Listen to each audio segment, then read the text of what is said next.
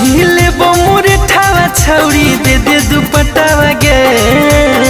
बांधिले बमुरे ठावा छौरी दे दुपट्टावा गे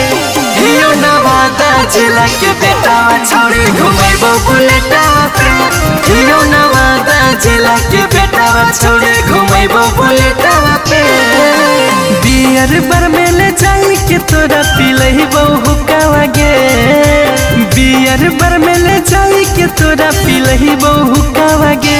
हियो जमुई जिला के बेटावा छौरी घुमाइबो बुलेटावा पे हियो नवादा जिला के बेटावा छौरी घुमाइबो बुलेटावा पे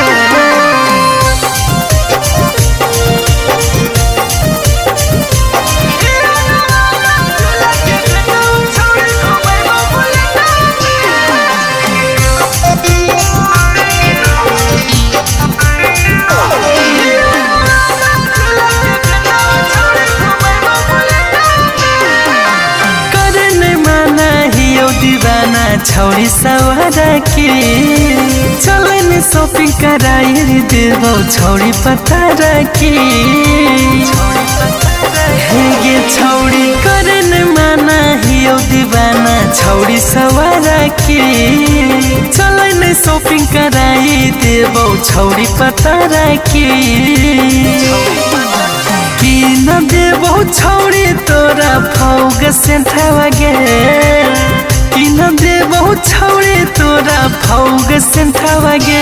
हियो गया जिला के बेटावा छौरी घुमाइबो बुलेटावा पे हियो नवादा जिला के बेटावा छौरी घुमाइबो बुलेटावा पे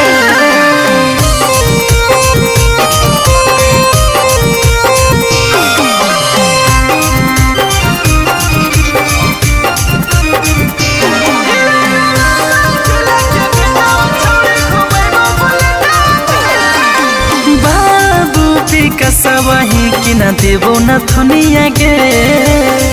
तोरा घुमाइबो छौरी पूरा दुनिया गे हे गे छौरी बाबू कसवही कि न देबो न थुनिया गे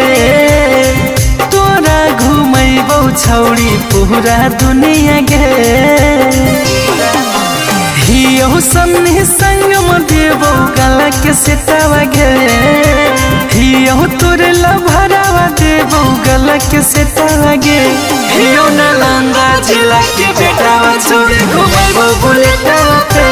हियो नवादा जिला के बेटावा छौरी घुमाइबो बुलेटावा पे।